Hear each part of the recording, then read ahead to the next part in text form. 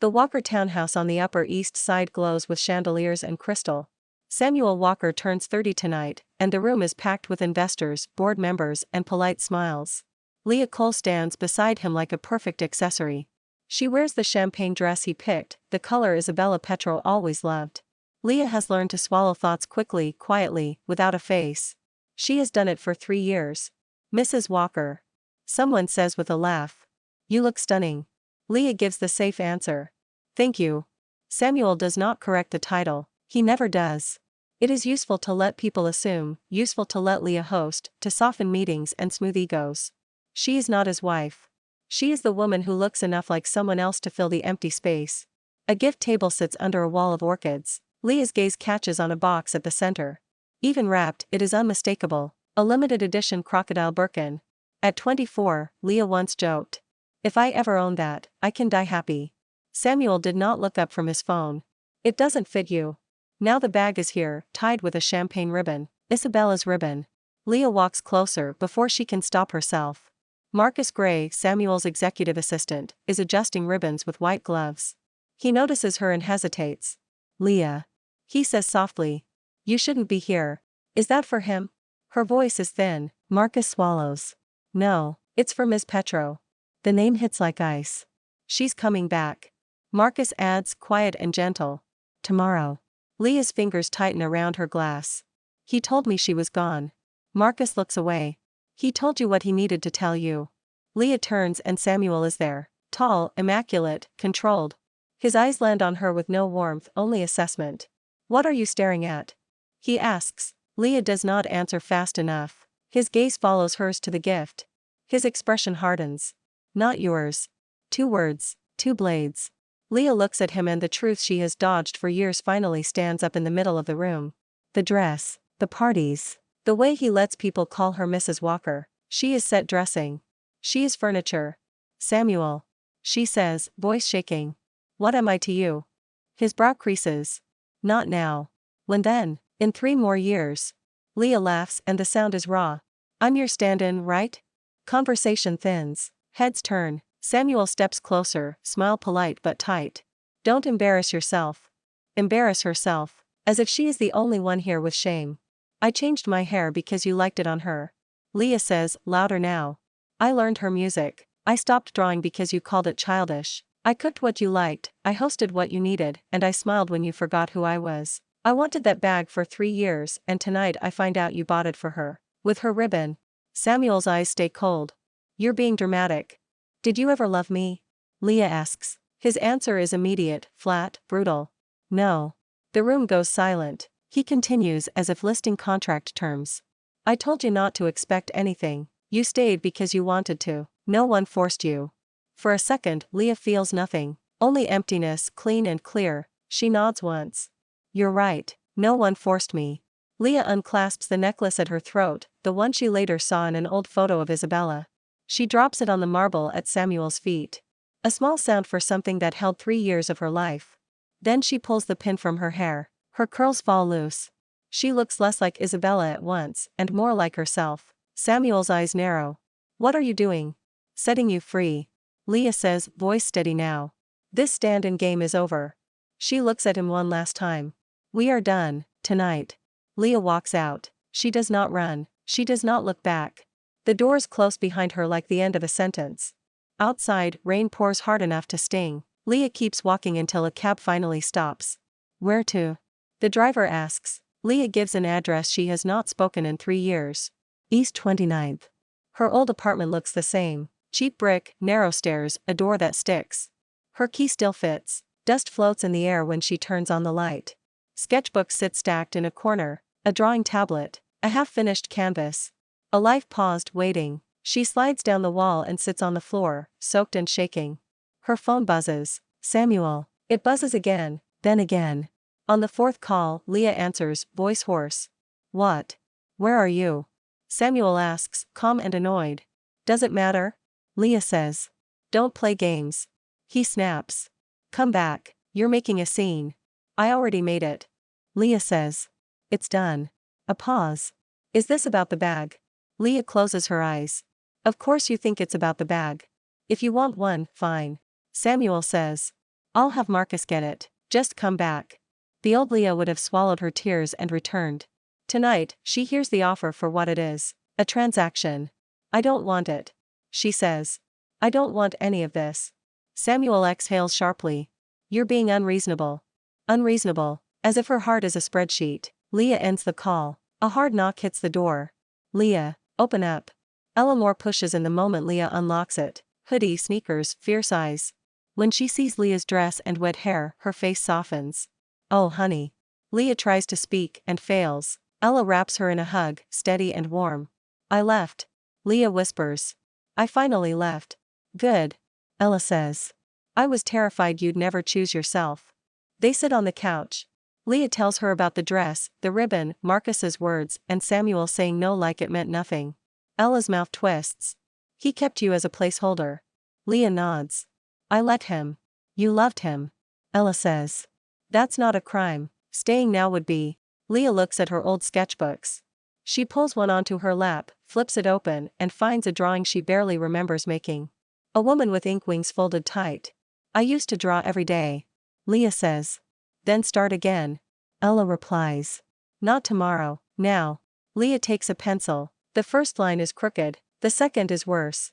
But the graphite on paper feels like oxygen. Hours pass. When Leah finally sets the pencil down, her hands ache and her eyes feel clearer. I won't go back. Leah says softly. Ella smiles, small but real. That's the beginning. Samuel wakes to silence. No footsteps, no kettle. No quiet movement in the kitchen that makes the house feel lived in. He showers, dresses, and walks downstairs expecting Leah to be there. The kitchen is dark. The coffee machine is off. His favorite mug sits upside down in the drying rack. Irritation rises. Leah always comes back. She always folds. At the office, he checks his phone too often. No messages. No apology. No request to return. At night, the townhouse feels like a museum. Food is plated by staff, perfect and cold. Samuel eats 2 bites and pushes the plate away. He walks through the living room and stops by the bookshelf. A slim notebook is wedged behind a row of finance biographies. He pulls it out. Leah's journal. Samuel opens it without hesitation, because privacy has never stopped him. The first line freezes his fingers. Today he told me my eyes look pretty in candlelight. I know he was seeing her, but I smiled anyway. He flips forward. He said drawing is childish. I laughed like it did not matter, but it did. Another page. Wanting hurts. So I keep telling myself not to want anything. Samuel's throat tightens. He keeps reading, page after page, until the words stop being ink and start being a mirror. The last entry makes his chest go hollow. Tonight I saw the gift for Isabella. The ribbon is champagne. I think something in me finally died. If I leave, maybe I can find the parts of me I lost. Samuel sits on the edge of the couch, journal open in his lap. The house feels colder than the rain outside. For years he told himself he was loyal, that he was waiting, that Isabella was the wound that never healed. But as he reads Leah's quiet pain, something shifts. He thinks of Leah placing his tie on the chair every morning. Of coffee set beside his laptop without a word. Of her hand smoothing his collar, then retreating before he could notice she needed comfort too. He cannot picture Isabella doing any of it. Fear rises, sharp and unfamiliar. He calls Marcus. Find her. Samuel says. A pause. Sir, she asked not to be contacted. Samuel's jaw tightens. Find her anyway. Marcus exhales softly. Understood. Samuel ends the call and stares at the city lights through the window. Somewhere out there, Leah is breathing without him. For the first time in years, Samuel Walker is afraid of losing someone he never thought to hold. Leah's new job is small, messy, and bright. An illustration studio in Midtown, sunlight across desks, coffee cups beside tablets, sketches taped to walls like dreams that refuse to be quiet. She leaves work at 6, coat pulled tight, heading for the subway. A black car is parked across the street. Samuel leans against the hood, soup perfect, face tired around the edges. Leah. He says. She keeps walking. Samuel falls into step beside her. We need to talk. No. Leah says. You can't just disappear. He snaps. I can. Leah replies. I did. He stops her with his voice, softer now. I'm sorry. Leah turns. Her face is calm. Her eyes are cold. Sorry for what? For treating you the way I did. Samuel says. For taking you for granted. Leah studies him. Dark circles. A slightly crooked tie. 3 years ago she would have fixed it without thinking. Now she keeps her hands in her pockets. You want your routine back? Leah says. Not me. Samuel's eyes flash. That's not fair. Fair? Leah repeats. You told me you never loved me. You said it in front of everyone. Samuel's jaw clenches. I was angry. You were honest. Leah says. The first honest thing you ever gave me. He looks like the words hit harder than he expected. Samuel takes a breath. Tell me what to do. Leah shakes her head. That's the point. I stopped carrying the instructions for how to love you. Samuel's voice cracks slightly. I love you. Leah's heart twists, dangerous and familiar. She does not let it show. Don't. She says. Don't what? He asks, confused. Don't say it like it's a key. Leah replies. You don't get to say you love me now and expect me to erase everything else. Samuel reaches out, then stops himself. I'm trying. Try somewhere else. Leah says. She turns and walks down the stairs into the subway station. Samuel stays on the sidewalk, watching her vanish into the crowd like a lesson he never studied. Isabella Petro returns to New York with a cream coat, sunglasses, and a smile that expects worship. Samuel meets her at baggage claim. She hugs him and he allows it, careful and restrained. Isabella notices and hides her irritation. Where's my gift? She teases. Marcus hands over the box with the champagne ribbon. Isabella opens it and lifts the crocodile Birkin like a trophy. Perfect. She sighs. You always know what I want. Samuel watches her and Isabella expects devotion. She sees distance. Isabella laughs lightly. So, tell me about the girl. Samuel's eyes sharpen. What girl? Don't insult me. Isabella says. Everyone heard about your birthday party. The stand-in finally grew teeth. Her name is Leah. Samuel says, colder than Isabella likes. Isabella's smile stays, but turns sharp. Sam, I'm back. You can let her go. Samuel's voice is flat. She left. Isabella blinks. The idea is absurd. She left you. Samuel does not answer. Silence is his confession. The next day, Isabella visits Leah's studio. She blocks Leah on the sidewalk, Birkin on her arm, champagne ribbon catching the light. Ms. Cole. She says smoothly. We finally meet. Ms. Petro. Leah replies, calm. Isabella leans in, voice sweet. Samuel waited 3 years for me. You were temporary. Leah's gaze drops to the bag, then returns to Isabella's face. Congratulations. Isabella's smile flickers. Is that all? I used to envy you. Leah says. Not anymore. Isabella's eyes harden. If he keeps chasing you, I can ruin you. Leah holds her stare. Try. Isabella walks away with her smile back in place. Across the street, a black car idles. Samuel is inside, watching. He steps out, face hard. What did she say to you? Nothing that matters. Leah answers. Samuel's gaze tracks Isabella. His voice turns low. It matters to me. Leah looks at him and refuses the old impulse to soothe him. Handle your own mess. She says.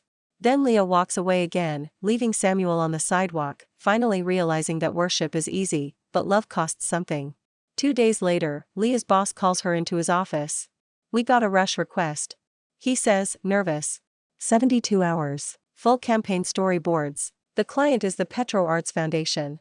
Leah reads the email and feels her blood go cold.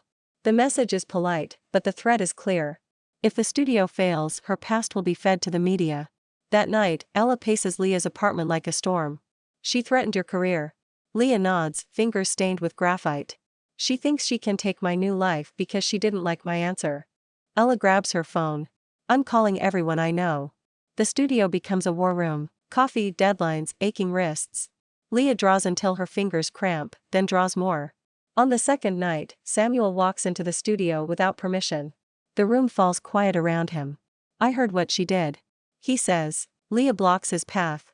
So now you show up like a hero. Samuel's jaw tightens. Tell me what you need. Leah hates needing anything from him. But she sees the tired faces, the fragile studio, the dreams that depend on this. We need time. Leah says. We need the foundation to back off. Samuel nods once. I'll handle Isabella. Don't hurt her. Leah says. Samuel looks at her, surprised. After what she did. I'm not protecting her. Leah replies. I'm protecting me. I just want my life. Samuel holds her gaze. Okay. The next morning, the foundation withdraws the 72-hour demand. The deadline becomes 3 weeks. An apology arrives, stiff and quick. The studio erupts in exhausted laughter. That afternoon, Samuel waits across the street, not by the door, as if trying to respect the space between them. Leah walks out. Samuel steps forward. It's done. Leah nods. Thank you. Samuel pulls out a slim box. It's not a bag. Inside is a set of custom brushes, engraved with her name, Leah Cole. Leah's breath catches. I can't undo 3 years. Samuel says, words rough. But I can change what I do from now on. I want to earn the right to be in your life again, not as your owner, as a man who sees you. Leah feels tears rise, hot and unwanted. She blinks them back. This doesn't mean I forgive you. She says. I know. Samuel answers. It doesn't mean I'm coming back. Leah adds. I know. Leah holds the box against her chest. The letters feel real through cardboard. One condition. Leah says. Samuel nods. Anything. Not anything. Leah corrects. The truth. If you ever make me feel like a stand-in again, I'm gone. No drama, no second chances. Samuel nods slowly. Understood. Leah turns toward the subway entrance, then pauses. Go home. She says without looking back.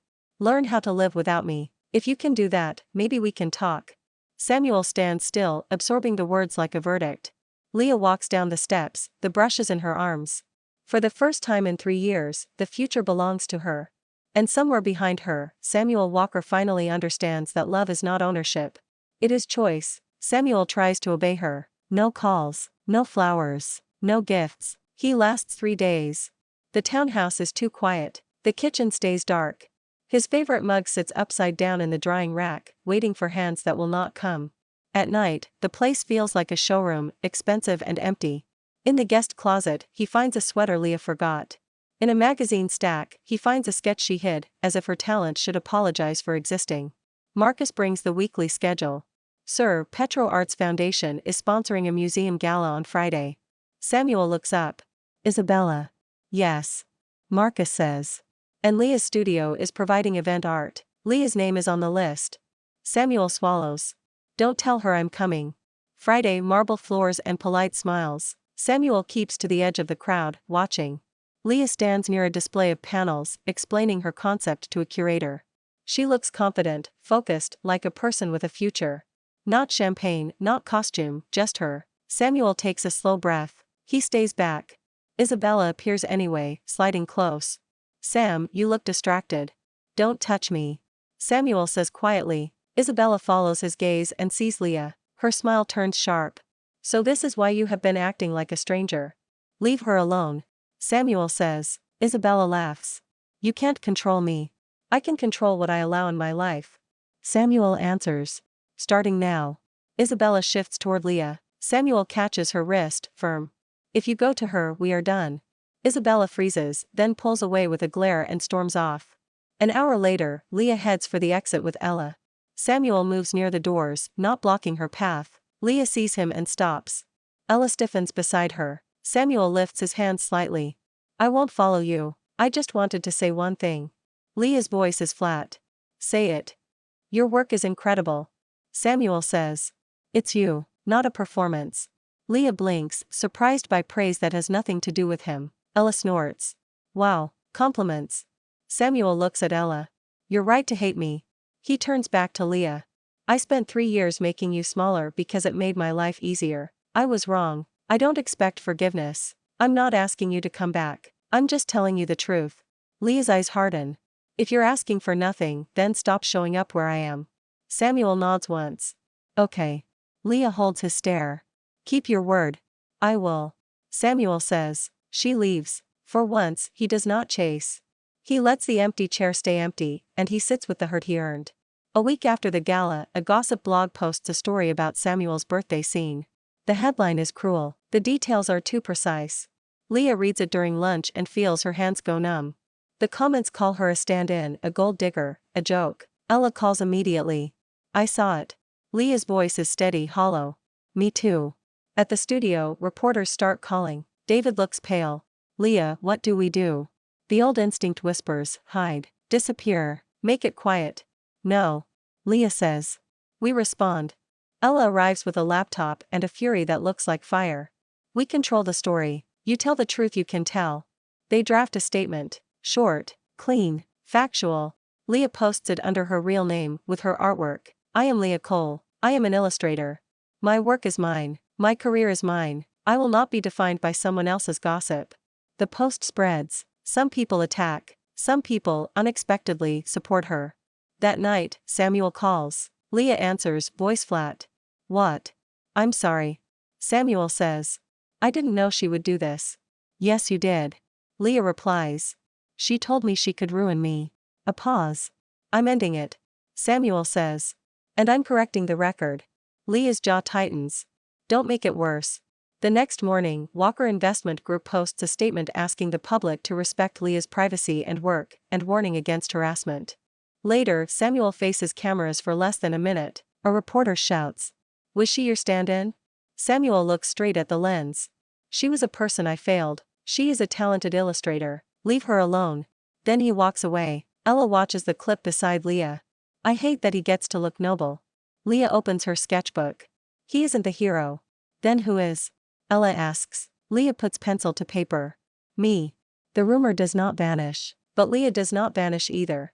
She goes back to work, and each line she draws feels like a spine being built. Samuel goes to Isabella's penthouse alone. Marcus offers to come. Samuel refuses. This is not a task to outsource. Isabella opens the door in silk pajamas, hair perfect, smile lazy. Sam. She says, sweetly. Did you come to apologize? Samuel steps inside and shuts the door behind him. We're done. Isabella laughs. You don't mean that. I do. Samuel says. Isabella's eyes harden. Because of her. Because of me. Samuel answers.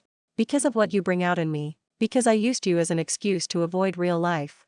Isabella walks closer. We have history. We have a childhood. Samuel says. And a fantasy I kept alive because it was easier than admitting I was empty. Isabella's jaw tightens. You loved me. Samuel shakes his head. I loved the version of you I invented. The real you threatened an innocent woman's career because your pride got bruised. Isabella's smile disappears. You think you're better than me now. I think I'm tired. Samuel replies. And I'm done letting you hurt people because you feel entitled. Isabella steps even closer, voice low. If you walk away, I can make you regret it. Samuel meets her gaze. Try. Isabella's eyes flash. You forget who my father is. Samuel's voice is calm. You forget who I am. If you keep attacking Leah, I will treat it like any other hostile action. Legal, financial, public. You will lose. Isabella stares at him, breathing hard. For the first time, she sees a man who is not playing. You changed. She whispers. Samuel's mouth twists. No, I finally stopped pretending. Isabella's hands clench, nails digging into her palms. So that's it. That's it. Samuel says. He turns to leave. Isabella's voice slices after him. You will come back. Men like you always do. Samuel stops at the door and looks over his shoulder. Not this time. He leaves. On the street, cold air hits his face like truth. He breathes in and feels the ache in his chest, deep and old, and for once he does not cover it with anger. He drives to the townhouse and stands in the empty kitchen. He thinks of Leah's condition. Learn how to live without me. Samuel looks around the house, at the polished surfaces and expensive silence, and realizes the space was never a home. It was a waiting room. He pulls out his phone and calls Marcus. Sir. Marcus answers. Sell the townhouse. Samuel says. Marcus goes silent. Sir. I'm moving. Samuel continues. New place. No memories built around a ghost. Marcus exhales slowly. Understood. After he hangs up, Samuel sits at the dining table and stares at the empty chair across from him. He speaks to the room, voice low. I'm sorry. No one answers, and that's the point. The next week, Samuel schedules a meeting with a therapist. He hates the idea. He does it anyway. In the office, the therapist asks. Why now? Samuel's jaw tightens. Because I finally realized love isn't control. And what is it? The therapist asks. Samuel looks down at his hands, at the faint tremor that still appears when he is honest. Responsibility. He says. Choice, not taking people for granted because they are quiet. The therapist nods. Good, then we have somewhere to start. That night, Samuel writes a message to Leah. He doesn't send it, not yet. He reads it again and deletes it. Learning to live without her means learning to stop using her as his release valve. So he sits with the silence, and keeps the door closed. 3 months later, Leah's first illustrated children's book launches. It is called Wings Unfold. She signs copies at a small bookstore in Brooklyn. Kids tug their parents forward. Markers squeak across pages. Leah smiles until her cheeks ache, but it is a good ache. A real one. Ella stands nearby, arms crossed, watching the room like a bouncer. When the line thins, the front door opens and Samuel Walker walks in. No entourage. No suit armor. Just a simple coat and a careful distance. Leah's stomach twists. Ella shifts, ready to intercept. Samuel stops several feet away. He waits. Leah finishes with the last child in line, then steps from behind the table. Congratulations isn't what you came to say. She tells him. It is. Samuel answers softly. And then I'm leaving. Ella snaps. Why are you here? To support her. Samuel says. And to go. Leah studies him. You haven't contacted me. I was keeping my word. Samuel replies. They move to a quiet corner between shelves. Samuel takes a breath. I moved. I started therapy. I ended Isabella. Completely. I learned that I used people like furniture because it felt safer than feeling anything. Leah's voice is quiet. And me. Especially you. Samuel says. He holds her gaze. I won't chase you. If you ever want to talk, I'm here. If you never do, I will live with that. Leah feels the old love still alive, and the new self unwilling to disappear. I can talk sometimes. Leah says. On my terms. Samuel nods. On your terms. No gifts, no surprises, no showing up where I am without permission. Leah adds. Agreed. Samuel says. And no comparisons, ever. Never. Samuel answers. Leah breathes out slowly. I am not your stand-in. Samuel's throat moves. I know. Leah nods once. Good, now go. Samuel steps back. Thank you for letting me speak. He leaves quietly. Leah returns to her table and picks up her marker. Ella leans in. Are you okay? Leah signs the next book, her own name, steady and clear. Yes. Because this time, if I choose anything, I choose it. Thanks for watching. Follow for more romance stories.